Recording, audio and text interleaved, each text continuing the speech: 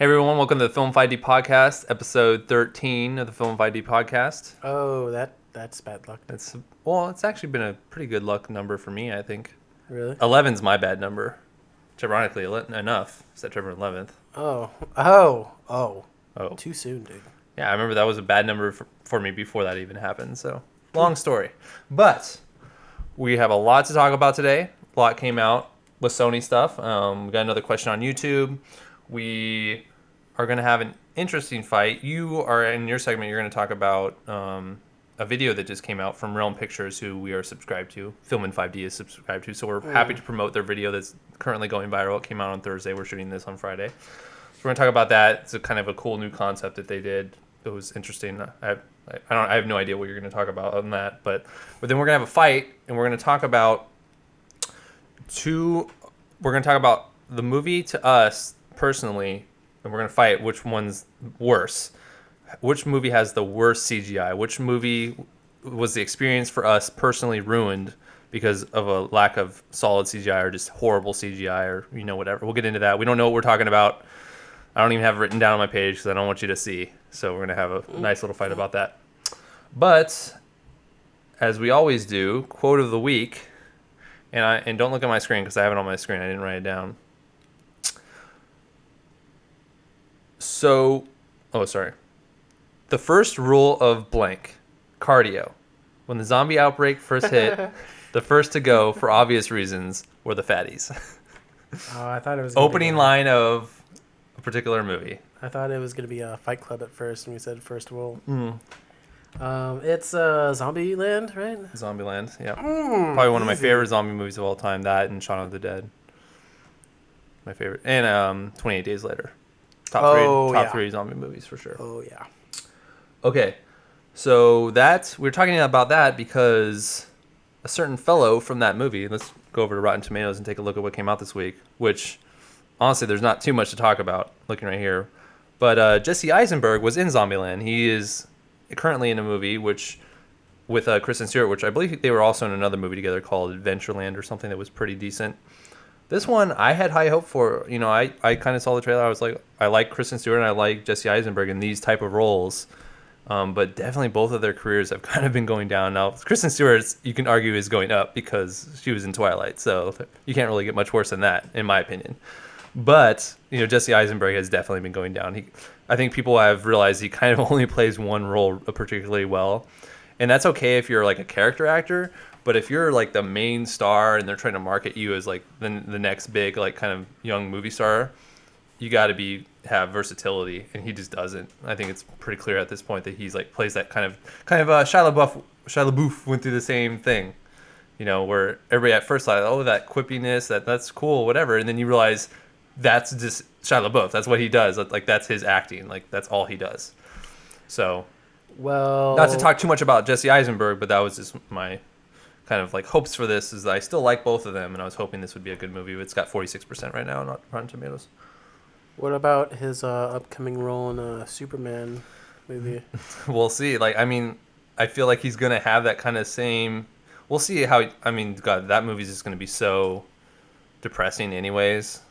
I'm sure it looks pretty good. Like some of the newer trailers, I have some hope for it. But Zack Snyder, talk about careers going downhill, man. He was 300, Watchmen, Sucker Punch, Superman. It's just been going down. Honestly. I had such high hopes for him. It wasn't even 10 years ago, basically. 2006 or 2007 is when 300 came out.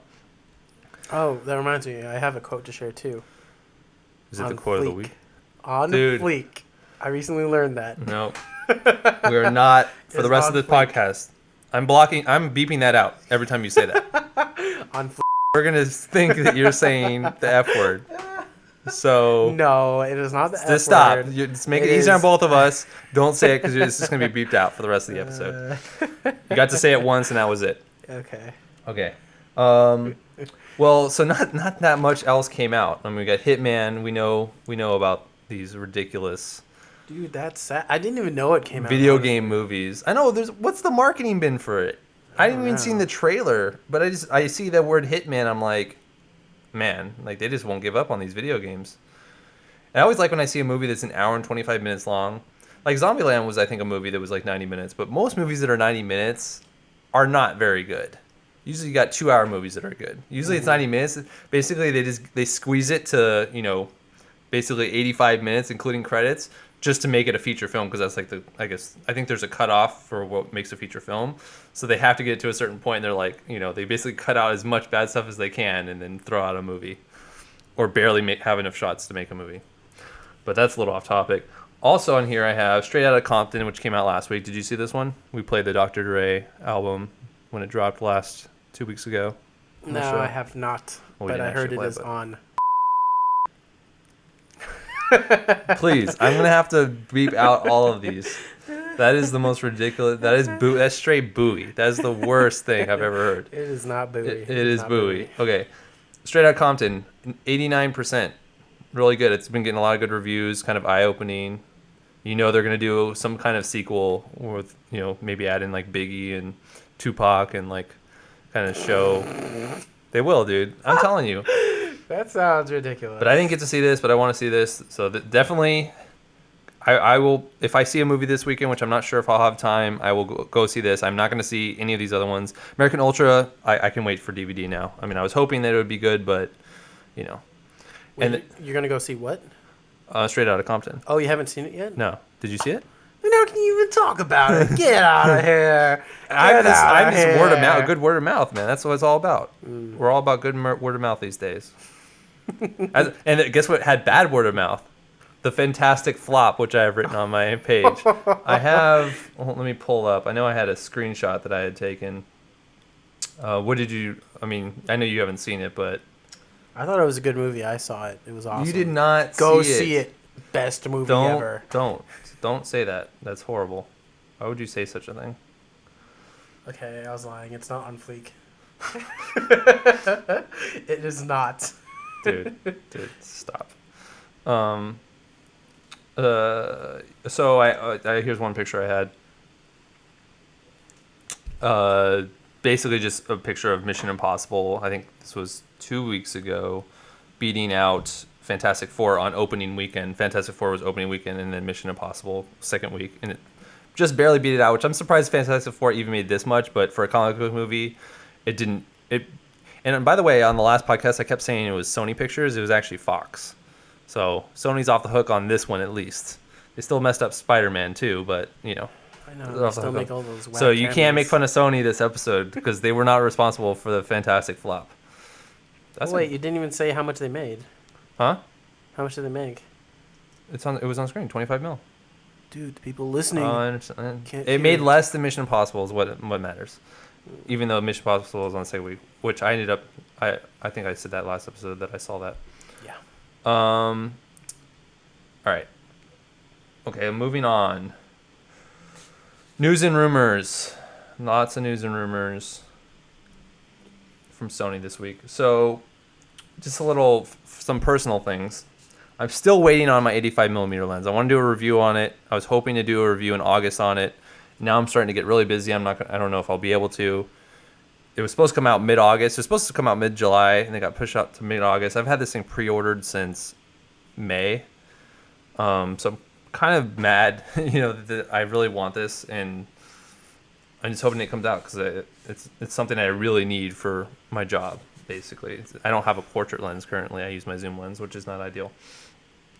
And then also I've been getting requests to do a review on my 28 to 135 millimeter lens, which I have down there. Maybe I should grab it, but you guys have seen it, the Cine zoom lens. I'm gonna do I've had it for 6 months at this point, so I think it's about time to do a review. So I'm hoping to have a review at some point in September, maybe towards the end of September between the two podcasts. I'm really busy in September as well, so we'll see. Maybe I'll get started on that in August. The 90 millimeter macro lens. We talked about this early on in the. Why is this popping up? We talked about this early on in this, like when the Sony lenses were being announced and coming out. And here it is right here. Here's a picture of it. And it's been getting. It basically got, as you can see on the screen, it basically got a reward. Here's all the photography rewards. Oh, nice. And you can see all the different ones on here, and They have a cyber shot in there and stuff. And right here they have best compact lens system. This 90 millimeter f2.8 Sony G lens, not a Zeiss lens, but just Sony G lens. Wow. And this is not Sony? Yes, Sony. That's Basically, they're saying that the build quality is superb. That it's like coming out with amazing pictures. I've always wanted a macro lens. I just can't justify spending over $1,000 for one when I could just get diopters for the ones I currently have to get, not fully sharp images. You basically the edges become very blurry, but I can at least get focus on something very close. This one though is seeming to be worth it, especially since compared to these other systems, the FE system is blowing it away in terms of this macro capability, which kind of makes sense because obviously the flange distance or whatever you want to call it between the sensor and the lens is much smaller. So macro seems to be doing better on it, I guess. That's what I'm seeing. So I thought I'd mention that because I was definitely not so excited for that lens compared to the other ones that were coming out at the time. And then I want to clarify. Last week, so the A7R2 is still getting crazy good reviews. Kai from Digital Rev did his funny review of it this week. I watched it. It was hilarious. But he really liked it, and I respect his opinion on those types of things because he does street photography. And the fact that basically you can kind of do now silent mode, which the A7s has, but you can do silent mode with 42 megapixels and you just walk around, do street photography. It's pretty cool. But on that note, I mentioned that the Super 35 mode was unusable in 4K mode which was what was kind of disappointing to me. I got called out on it on YouTube. who is the user? And I want to clarify. Who is the user? I don't need to point it out. I got called out by multiple people, but the point is, my point was that it's unusable for guerrilla style. Like, you can say whatever you want. If you're not on a fully stabilized system or you're not on a lockdown tripod with very slow movements, the rolling shutter was we had it on screen. It was off the charts. I don't have it up right now, but it was basically double the amount of any other shooting mode. And while I would like that kind of shallow depth of field, like mimicking of film in Super 35 mode, full frame's just better, and you can always compensate with the aperture and put the aperture up a little bit more and just raise the ISO. But the one thing that I want to say about the A7R2, we've talked about it the last 3 podcasts, but the one thing that I didn't know is it actually has more dynamic range than the Sony A7s for photography. For video, the Sony A7S is still going to be better just in terms of the pixel-to-pixel readout and all those crazy things. But without spewing out a mouthful of stats, basically they're saying that the dynamic range of the Sony A7R2 is among the best in the world for any camera. We still haven't seen any official tests yet, so we're still waiting for that. I still can't wait to see it be compared to the 5DSR on paper. Like, this is like, the clarity of whatever. It's just going to be off the charts. Because we already saw that if... Is that much better? Or? No, the 5DS was already losing to the A7R1, and it's going to get killed by the A7R2. And then the last news and rumor that we have from Sony is a rumor for a possible roadmap. And this is something that I found interesting. It's going to lead into the segment 3 because we got a question about this. So if you look at the roadmap right here, I have it on screen. It has September. It has basically the last quarter of 2015. And they mention, an A7000 possibly being updated, the 85 millimeter FE, the Sony one that we talked about. They also have a 24 to 70, which I'm guessing is going to be, I already have the 24 to 70, so I'm guessing this is probably going to be a 2.8, like a much bigger version, but a wider and faster version. So they have that for September. In October, they have Loxia wide-angle lens, which is Loxia, the ones that were manual focus only, not really even Sony FE or Zeiss at all, basically just a completely different brand. And then November, they have the Sony A7s II actually coming out this year, which I figured they'd wait for this till at least January, so we'll see if this actually happens. So the main question that people are kind of wondering right now is the A7R II everybody's blown away by it. It's really, really, truly a hybrid photography and videography camera. It's really good at both, very solid at both, better at both than pretty much all the other cameras on the market, and it's all in one package. The thing people are wondering is what's the A7S II going to do? Because obviously it's going to have all the same features. It's going to have the the stabilization. It's going to have the 4K internal recording, but it's going to still probably be low megapixel. Probably still be 12, unless they could figure out a way to do 24 and somehow magically get it to read out perfectly.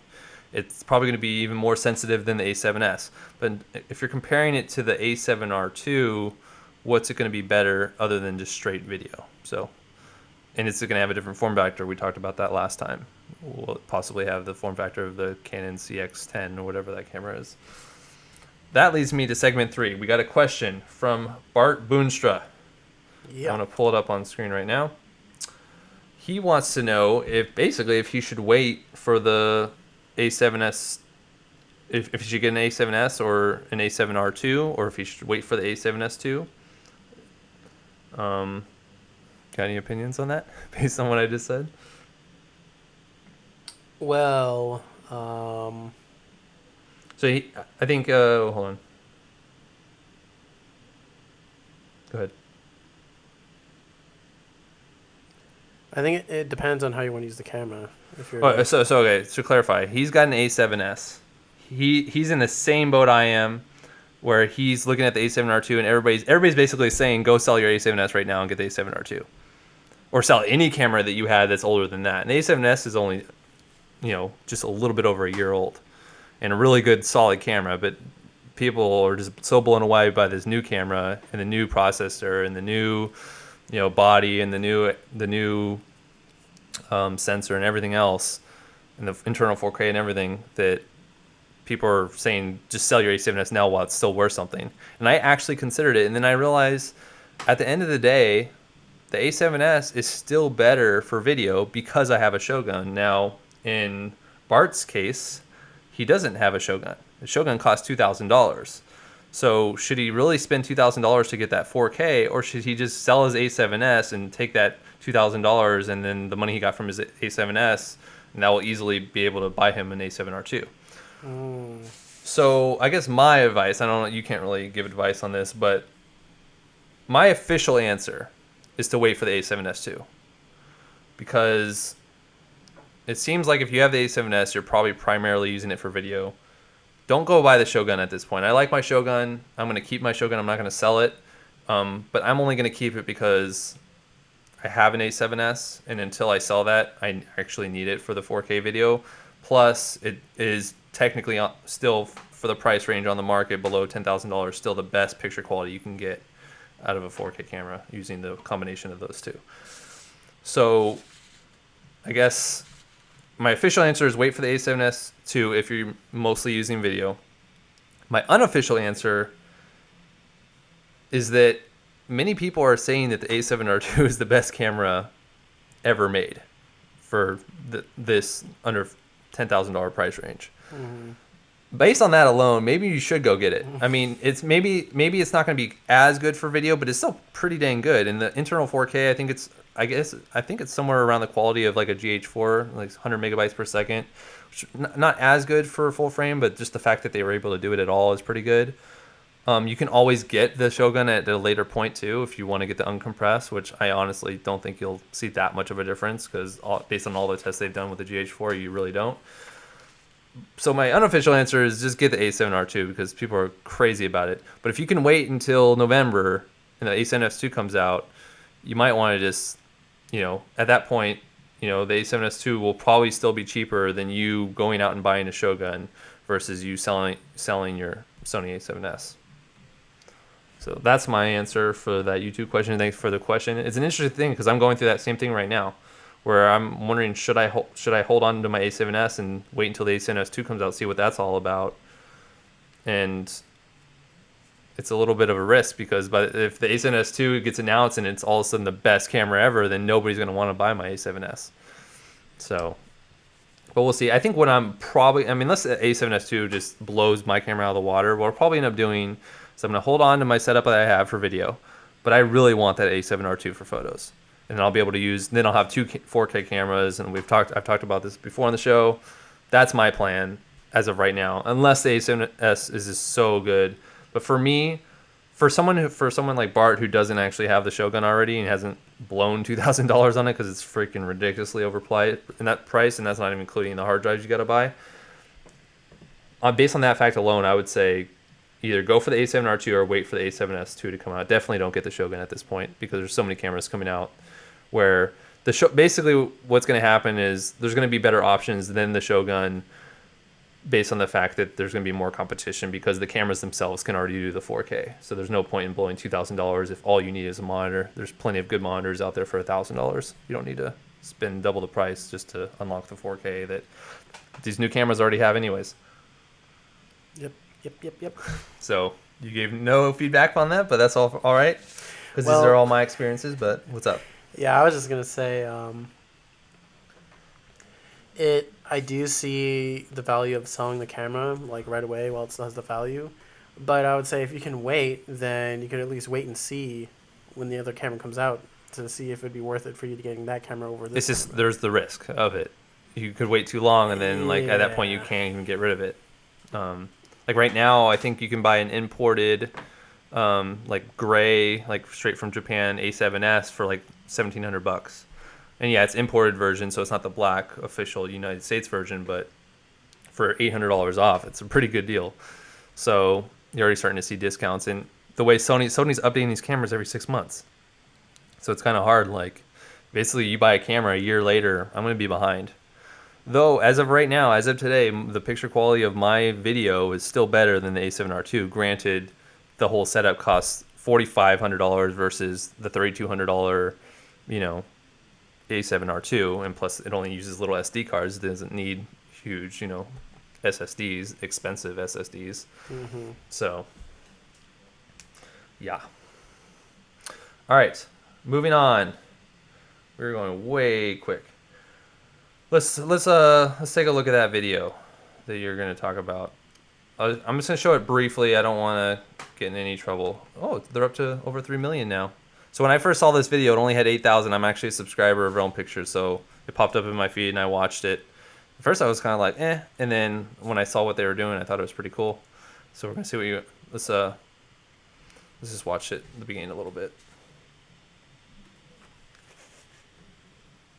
Okay, Batman. I need your help. What should I do? Come on. Just type start. So my first question, so basically the concept of this is that random people on chat roulette got connected to these people and they ended up kind of telling the person what to do as if they were controlling an actual live person and through this zombie-ness and whatever. My main question is, were all these like cool like Doom graphics and stuff added later? Or was it like that's what they were seeing? Like it was a live stream of like the whole, which I mean, I'm in the business. I know that you can do this, but the way that it was like able to keep up where his like face would change to like the pre-animated like, oh, he's like tired or he's like getting beat up or whatever. I just thought that was so cool. And if they could actually see all this, then that would have just enhanced the experience like so much more. Yeah. So I didn't see the behind the scenes yet. Yeah, I watched the behind the scenes because when I was watching it, I was like, wait, like, I was thinking to myself, there's no way. Like, if you could see the screen right now, basically, it's a guy, it's like a first-person shooter. And it has all the graphics you would think of a first-person shooter. Like, well, I don't want to spoil everything, but, it's got, like, the life bar and stuff like that. Mm-hmm. It's got, like, text.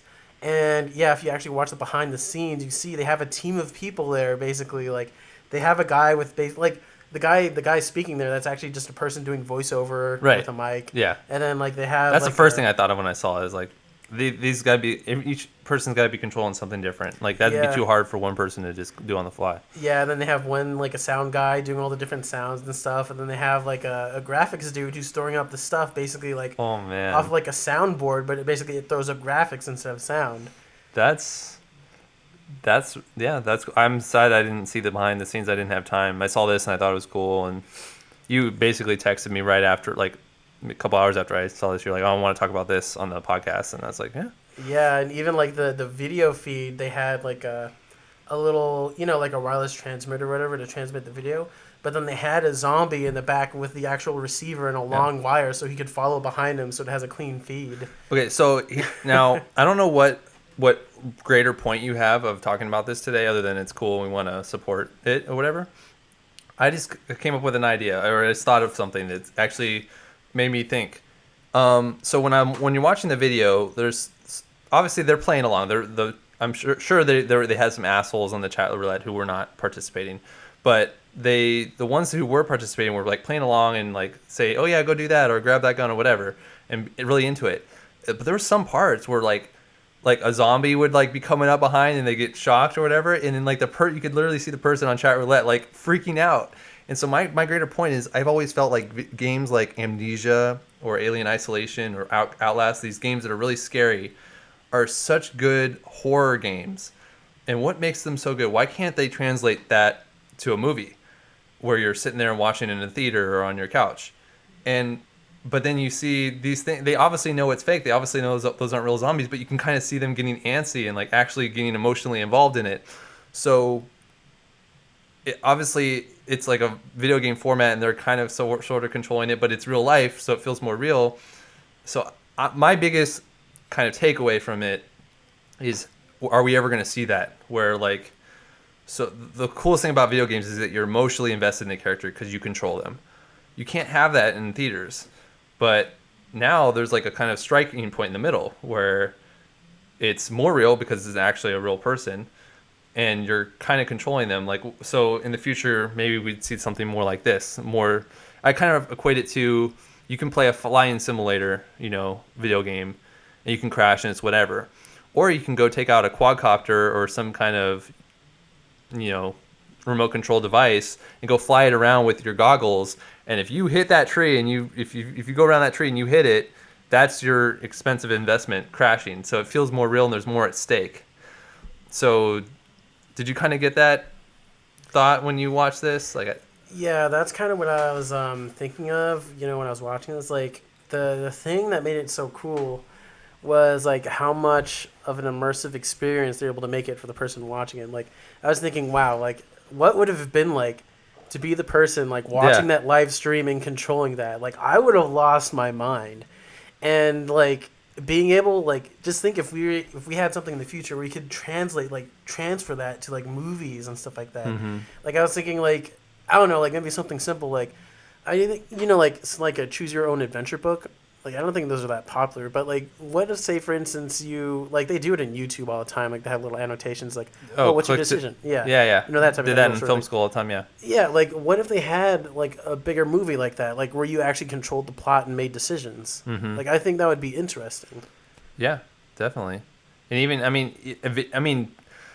the first step is video games. There's only a few video games out there where you can truly change, and most of them are by, who's the people who do Borderlands?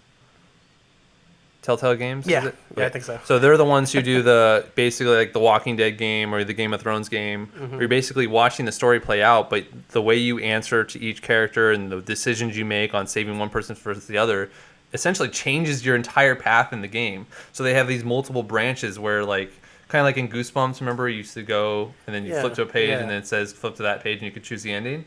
So they're starting to do it with video games. Like a game like Last of Us, I thought would be so awesome if you could actually choose like which way you want to go, like save Ellie at the end or don't save Ellie. Like this to see how the different kind of plot lines play out.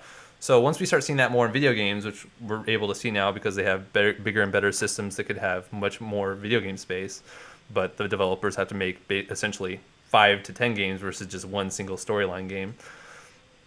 I think once we start seeing that, then we could also start seeing that in movies where you can kind of have interactive. I don't know if you could translate that to theaters, but definitely for a watch at home type of movie. Yeah, and I think it'd be really interesting to see it there because usually when I see it on YouTube, it always comes across as a little bit corny. Mm-hmm. And I don't know, maybe it's just like the amount of time they do it, like the decision you make don't really matter, and like it doesn't feel that impactful because you can just go back and click it really quick. It only takes you 30 seconds to watch the thing. Yeah. But, if you're watching like a full-fledged production film, and watch your choices like branch out, and I think that would be pretty interesting. Yeah. I'm just trying to wrap my head around how they would do it with, an actual movie and how to get people to control it. And would it be live? The thing is, this is live. This is streaming. How do you do this? Yeah, this is something like, yeah, I don't know, but it would be cool to see more of this in the future. Yeah. His face changed. Like, I know, yeah, and then like when they equip the weapons and stuff, Yeah. oh man. Oh, there was the one part where the guy's like, "Oh yeah, grab the dual wielding pistols," and he's like, "Oh okay." He grabs the pistols. Oh man, it was such like you're right. I mean, the experience that those people got sitting through that was awesome. Mm-hmm. I remember I saw the title and I've been subscribed to them for a couple of years now, but I don't watch too many of their videos. They don't really come out with too much stuff. But when I saw this and I started watching the first minute, I was like, oh my gosh, this is going viral. At the time, it was like literally under 8,000 views on my screen. I was like, oh, let's like it. Boom. Like this video, guys. If you saw that, spread the wealth. Share the wealth. Yeah, you should watch the behind the scenes though. It's Yeah, worth it. definitely. I'm gonna watch that. I figured you watched that, so. All right, let's move on to the fight. We are way ahead of schedule. But okay, like I said before, I'll just keep this recording actually. Like mentioned before, we're gonna have a fight. This is gonna be our first fight where we don't actually know what we're fighting for. It's not predetermined. We're just talking about basically bad special effects. So we'll see how long this lasts. Would you like to go first? Or you want me to go first? I guess I could go first. Okay, just don't tell me what your movie is. Just describe it and like kind of build it up, because I honestly don't know, so I don't have any. In fact, I kind of wish I had a pencil right now so I can kind of take notes on how I'm going to argue against you. I'm sure both of our movies are going to have bad special effects, but it's definitely going to be a very subjective argument. I don't think in the comments I'm winning this argument based on what I chose, but it just hurt me so. It hurt me my soul so bad that I just have to trash on it right now. So I want to hear yours, or do you want to hear mine first? Well, you'll have to hear mine because this was kind of hard for me. Like, I feel like when you're actually watching a movie, right? Like, if you watch a movie when it first comes out or whatever, at least for me, like, the CG and stuff, you always look back in the past and you see this notoriously bad CG. Mm-hmm. And it's like, holy, like, what is that? Like, it's not like that for me in the present, like I'm busy watching the movie or whatever. Like, You don't get pulled out of it by bad special effects ever? I can't, that's the thing. It was really hard for me to actually think of a movie where I was actually pulled out of the experience just because the CG or whatever was that bad. But I do have an example of where my movie experience was ruined because of what I thought was bad CG. Live, watching it live or watching it back later? No, while watching it live. Okay. For the first time, yeah. Okay, good. Yeah, because there's plenty of movies I can go back there and it's like, dude, this is so bad. Mm-hmm. But at the time, I enjoyed it. But this particular movie, the reason why it ruined it for me is because I saw a trailer for it first. And when I first heard of the movie, I was really excited. I have a feeling. Before you go further, can I just guess? Is it The Last Airbender? No. Okay. Oh, dude, don't even. That movie was horrible. We don't even need to talk. I didn't see it, so go ahead. I don't ever need to see yeah, it. But don't mention that movie to me. Oh my gosh. Oh. keep going. Before you actually say it, I'm gonna guess though. I'm gonna keep guessing. Okay. So, I first heard the movie. It was an interesting concept. The setting or whatever was something that interested me, right? So I was like, okay, this looks cool, and it had an actor, a very famous actor, one of which who I liked from other previous movies. Well, really more like one movie with a trilogy. But, I saw that he was in this and I was like, wow, like, that's kind of weird. It intrigued me because I wouldn't think of him as being, playing this specific role. Mm-hmm. And so I was like, okay, I'm interested in this movie. So, I'm following... You're building this up. Go. Yeah, I'm following information for it. I see the trailer. So I'm watching the trailer. I'm like, oh, yeah. I'm liking this. And then one thing happens with this lady in the CG. And I'm like... In the trailer? What? Yeah. I'm like... Well, at least you didn't have to see the movie then. Huh? At least you didn't have to, watch the movie then. Oh, no, I watched the movie. Oh. No, okay, so I saw the trailer and I was like... Oh, I was absolutely floored. Like, it looked so extremely bad to me. I was like... I forgot exactly when the movie came out. I think it's 2013 or something like that. Oh, a recent movie. But yeah, exactly. A recent movie. I was like, how is this CG this bad? Like, look at it. It was so corny. I was like, how can you even put out a product, like a trailer I was disgusted. And so from that point on, I just thought trash of the movie. And so, the movie came out in the movie theaters. I didn't watch it. I wound up, I don't know, watching it on my computer or something like that. And, I enjoyed the movie, but like I was totally biased against it. I was, I wasn't. I mean, it was okay. And when that specific part came up, I was just disgusted. It was ridiculous. I have no idea what movie you're talking about. What movie is this? 47 Ronin. Oh, I didn't see it. Yeah. Okay. In the trailer, it has the. Remember, this was on the top of the movies that flopped. Remember, we showed that list, and it was like number 1, 47 Ronin. Yeah. I mean, I don't think it didn't do good, but I thought it was cool. But that dragon CG with the lady was freaking horrible, dude. Like, she like does this thing and like transforms into the dragon. Like, it is so bad. Like, I don't. Oh, yeah, I'm starting to see it. Yeah, dude. I don't know what it is. Like, the reflections off the scales or something, but it just looks like absolute crap. Like, they just took like this weird 3D dragon and dropped it in there. Like, I don't know. I hated it. And so I like the movie, but I have no idea why it looked so bad. It was this scene. It's not showing the full image, but this was the. Yeah. I remember the trailer now. Yeah, dude. So I never saw this movie because I think that also. Yeah, it put me off so bad. So like that, like usually when I'm watching a movie, yeah, but like because I think part of the reason is because they did like the reveal of that, that cool crazy scene in the trailer. I was like, dude, it looked bad. Mm-hmm. So okay, well, we'll argue about that. This is gonna be hard because I haven't actually seen that movie, but I've seen that trailer. Yeah. So my movie is also a recent trilogy. Lord of the Rings, Hobbit, Hobbit 1, 2, 3, 3, Smog. I don't know. Did you even see The Hobbit? No, I saw the first one, and then I was like, nah, I'm done. I'm done. Okay, so my movie, had super high expectations. My movie actually had a track record of producing great special effects, the best special effects you've ever seen in any movie from Weta Digital of New Zealand. I think you know what movie I'm talking about. I'm not sure. You just said it. Okay.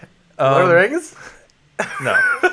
Hobbit? My movie decided to, instead of paying, and I don't know, don't put me on record for saying this, but I'm going to assume that they decided that instead of paying local actors of the native island to be the orcs and the elves in their movie, they decided, we'll just make all that shit CGI. So my movie is The Hobbit. 1, 2, and 3, but especially probably 3. There are some good special effects in this movie. The dragon in the second one, played by Benedict Cumberbatch, is awesome. The Gollum in the first one is awesome. The white orc in general is okay, but not that great. My main issue was, especially in the third one, was the battle sequences. The problem with The Hobbit is it should have been 1 movie, max 2. They made it into 3 movies. We're not going to talk about all that. But the main thing that they tried to do was they tried to basically make a very small children's book into this grand Lord of the Rings experience, which it really wasn't. The Battle of the Five Armies was 1 chapter in a children's book. They turned it into an entire 2-hour-long battle where they had all the elves like coordinated perfectly, and like where in the Lord of the Rings, all the elves were like, while they were synced up, they weren't perfect. Like there was different ones, and people were slower or faster at doing their arrows or whatever. In this movie, they basically made the elvish army entirely CGI. Even the one guy. Even the close-ups, they all looked exactly the same. It was the most ridiculous thing. Dude, Aaron, it's because the elves are perfect. Okay, that's not a valid argument. Yeah. So I'm gonna just look it up. Elves special effects bad. Bad. See if there's any image of. But they're not going to show it, are they? Well, see if we can see this image. I don't know, but those are CGI though already. Just in this shot, this is a freaking close-up shot. So basically, all of these characters in the back should be CGI. They should at least have 20 characters in the front that are full real. And I think they only have like one real person per shot. It's pretty insane. You gotta have two, like the two main characters right there. Oh. No, yeah, and they got this big deer. I'm sure he's real, right? Oh yeah, totally. So, okay, so there's a lot that goes into why my special effects are worse than your special effects. My special effects might be good, but Peter Jackson, in his ultimate wisdom, decided that he was going to revolutionize the film business and shoot at 48 frames per second instead of the standard 24. Double the frame rate. What does doubling the frame rate do? Dude, that just like it made it look weird to me. Like No, it was unnatural. regardless of like what your brain processes it as, because your brain's used to 24. It makes more work. Huh? Makes more work. No. What is the effect? What's the quote unquote positive effect of having to double the frame rate, which actually ended up turning into a horrible negative that they should have never done? Less motion blur. That less motion blur is one. What does less motion blur really mean? There's one thing I'm talking about that's basically it's much clearer. So when you have things that are basically double as clear, twice as clear, what's that going to affect? That's going to affect your CGI, which is what we're talking about right now. It's going to talk about all your set pieces, all the fake armor that you've made for all these elves and orcs and everything. It's going to make everything look so much more fake. So now, I don't know if you remember, but on Facebook, Peter Jackson, leading up to the first Hobbit coming out for a year, I think he did every month he did a behind the scenes. And they were talking about how they were using the Red Epic cameras and they were doing the 3D and they had the 2 camera. They were talking about all the behind the scenes stuff they were doing. And at one point, he talked about 48 frames per second. And he mentioned how they did extensive research on how that was going to change how things looked. And so they did interviews with like the props people and the stage people and the people who are building the sets and the special effects people. They were all talking about, oh yeah, we have to step up our game. Like this is going to be twice as clear. Basically, it's 48 frames per second. Like we got to make everything look twice as real now because you can't really hide it behind the old style film anymore. Everything's going to be perfectly crystal clear. They failed miserably. I don't understand how they did any amount of tests and didn't realize that it wasn't going to look passable at all. It basically takes you out of the entire movie, okay, we'll move on to yours. I have more points for why this is bad. But my main argument is that this is caused by the 48 frames per second, and then not only that, also I mentioned that instead of hiring actors to play these characters, they basically just said, "F it, we'll do CGI," which you never want to do. Star Wars episodes 1, 2, 3 proved that you don't want to do that. What is J.J. Abrams doing? All he's doing is releasing videos at Comic-Con and stuff like that. Like, guys, we swear we're doing actual animatronics. Like, we have actual characters like this time. Like, it's not going to be CGI. It's not going to be a crutch. It's just going to be kind of like a blended thing, which is what it should be. Go ahead. So, yeah, I think probably the reason why it looked so bad, though, is because it was the, 48 FPS you said or whatever, right? But I think if it would have actually been at the normal, was it like 25? 24. 24? Yeah, it would have been better, right? Like, I think it would have been better. So, like, imagine my Dragon Lady at freaking 48 FPS. Oh my gosh! Like this movie was not. That is 48. irrelevant No, because dude. they didn't actually shoot it. They didn't try to change the game and do it 48 frames per second. Yeah, but this Dragon Lady looked crap even at 24. It's ridiculous. Like that's one scene. I'm sorry. That's no, dude. No. That's one character. I'm talking about entire armies throughout the movies. All the orcs are CGI in these movies. It's ridiculous. Okay, but dude, this was an important point in the plot. Like this was kind of like a climax. I can't argue with the plot about you because I don't know. But go ahead. Yeah. I'm only arguing on pure. Did it take you out of the movie completely? Yeah, like imagine like a climactic scene or whatever where you're supposed to be fighting this big baddie or whatever, and then they just turn into this dinky, like, ridiculous looking dragon. Like, it was just bad, dude. Like especially because it was in the trailer too. Like I think most of the other stuff was okay. Like, I wasn't really scrutinizing it that much. Like, there's this big beast in the beginning of the movie. There's a lot of mythical things in there, so there is a good amount of CGI in the movie. But the dragon, I don't know why. I don't know what about it. It was just horrible. Like, oh, I just can't stand it, dude. And like the thing is, I think I was kind of naive because I was like, oh, dude, like it's Keanu Reeves. Like, you know, it's like it has to be like Keanu Reeves. Like, I don't know. I think he set me up to fail. Although I'm pretty sure there's like a million people out there like shaking their heads. 15%. Yeah. This movie was not ruined by CGI. It was just a bad movie. No, I picked a good movie that it just could have been so much better if they just used real people with real costumes and they didn't shoot at 48 frames per second and make everything look super fake. No. It's kind of like, remember when the new TVs were coming out, 120 hertz, 240 hertz TVs, basically for watching sports at super high refresh rates. Yeah. And basically the main thing people were complaining about was that their movies look like shit now. I do it all the time. I go over to somebody's house and they'll be watching TV or they'll watch a TV movie. I'm like, why does this look so horrible? And then I like look through their settings and I realize that it's like at 240 hertz or some crazy refresh rate. And they're like, oh no, it looks super high definition and cool to me. And it's like, but to me, it just like blows my mind. It's like the motion blur is totally off and everything's like super jerky and like it just looks like it's being kind of fast forwarded almost. It's the same thing with the 48 frames per second. And the reason The Hobbit should win this argument is because The Hobbit had The Lord of the Rings before it. The Lord of the Rings, I am in my head right now, other than Gollum, I can't, and then some of the other creatures, all the orcs, all the close-ups of the elves, all the like kind of, like first 20 people, like I said in the frame, were all real. They were all real. And the one thing that bothered me though, freaking Legolas climbing up the elephant. I couldn't stand that.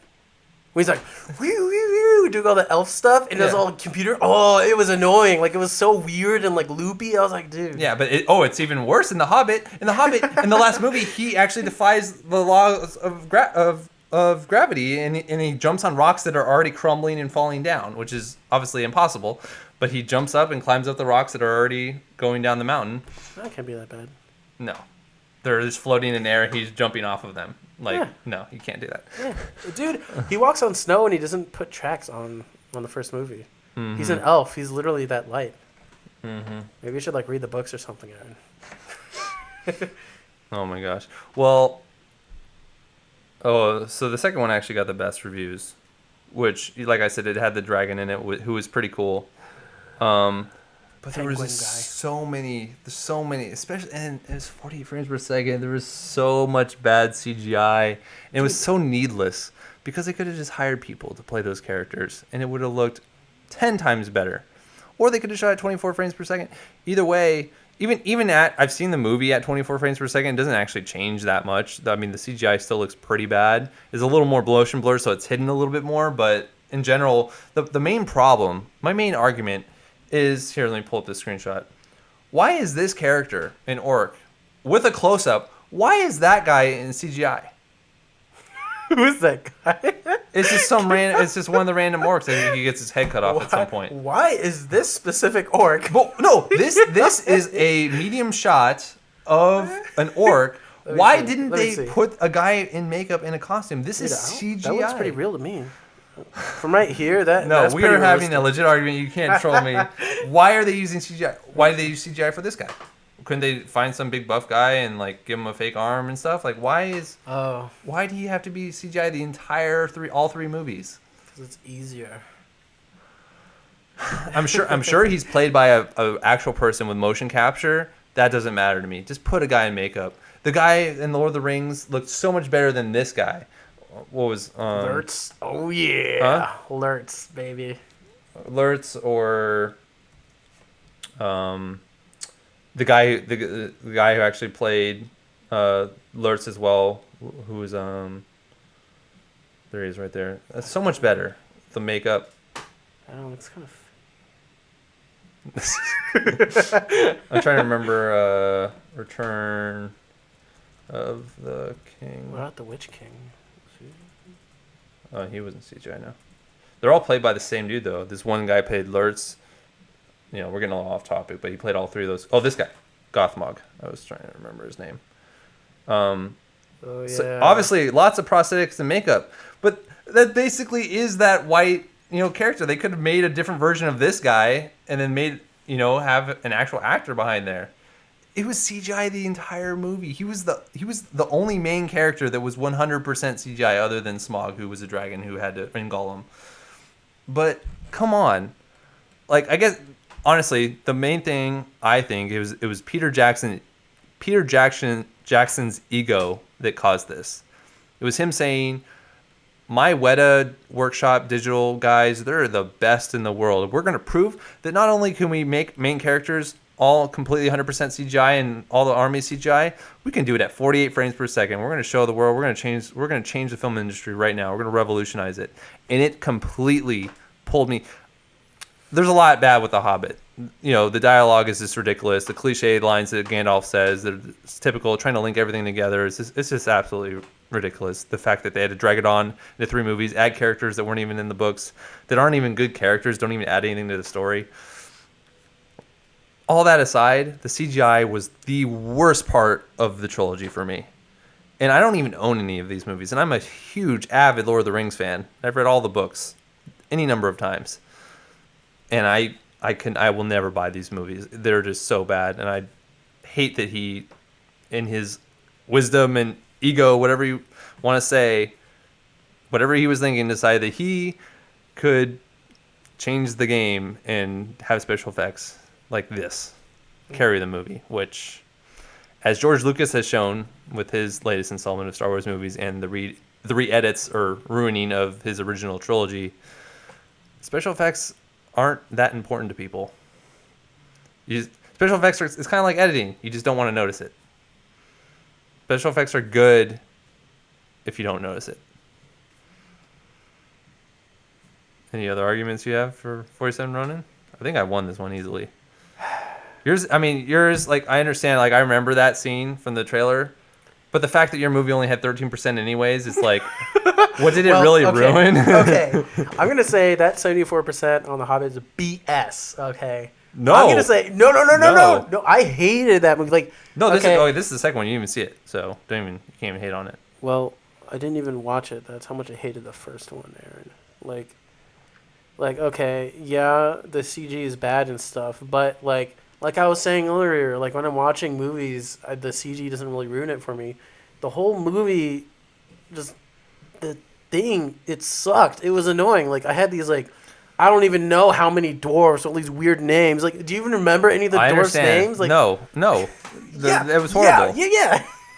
So, like, the movie was so bad, there was, like, I don't know, there was, like, nothing to ruin, but my experience with the 47 Ruin. Nothing to ruin. How much money did you think these Hobbit movies made?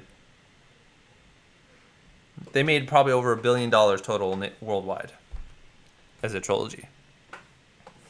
There's a lot more at stake.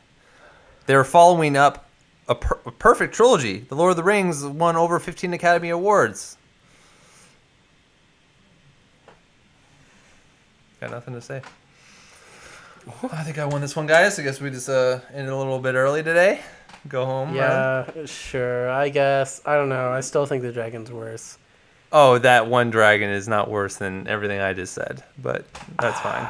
Agree to disagree. The only reason, I think the only reason why it made that much money is because it was the Lord of the Rings and it has that prestige and stuff.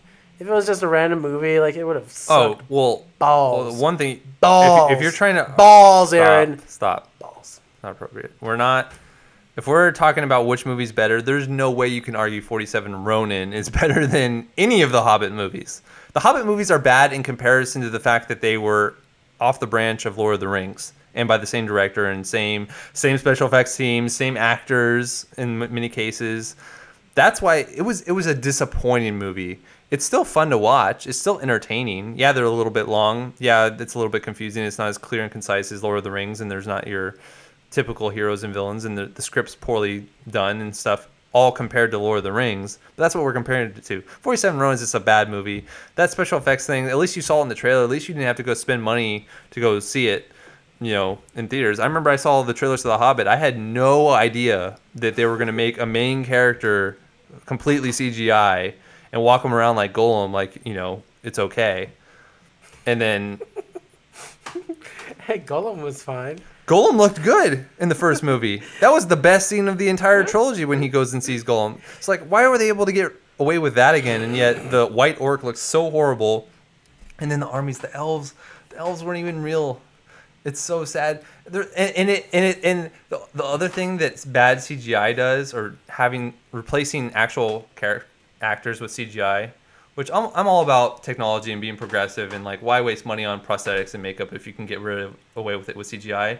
But you still need a mix of both. You can't just go 100% CGI. What happens when you go 100% CGI? You get scenes like in the third movie where basically elves are jumping over lines of dwarves to go dive into the fray when like the dwarves have set up a wall and a phalanx for the orcs to run into. So even strategically, it makes no sense for the elves just to jump over and sacrifice themselves and like go kill them. They should just wait until the dwarves, get hit with the phalanx or whatever.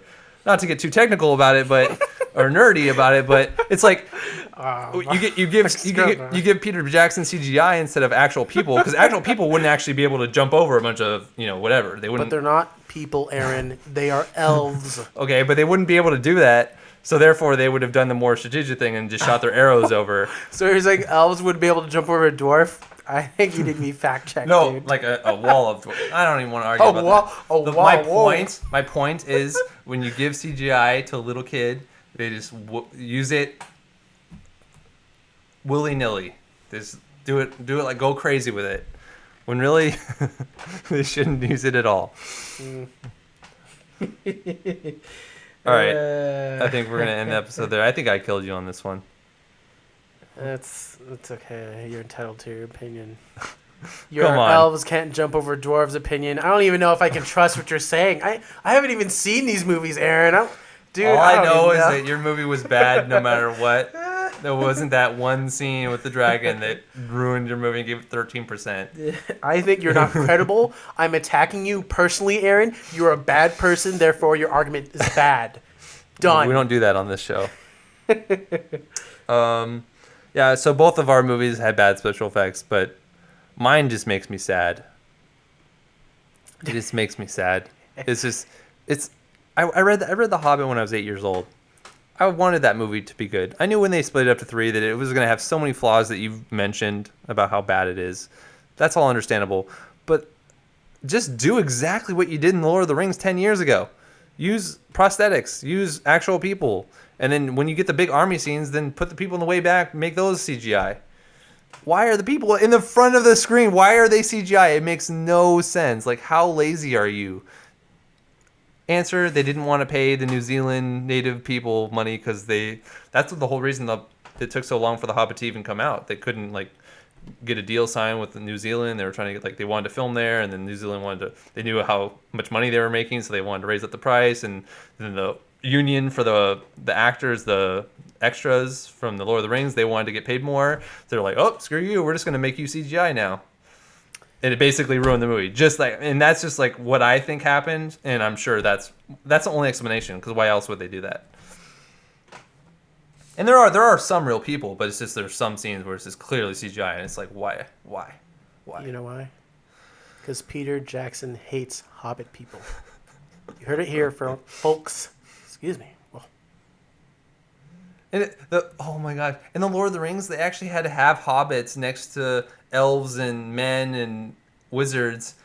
In the Hobbit, they don't have to do that because it was just dwarves and hobbits. They're basically the same height, so they didn't even have to do any special CGI to kind of mix them together like they did in The Lord of the Rings. In The Lord of the Rings, it looks so much better than it did in The Hobbit, and the movies are separated by a whole decade. That's when it's sad. When it's separated by a whole decade, and it literally got worse.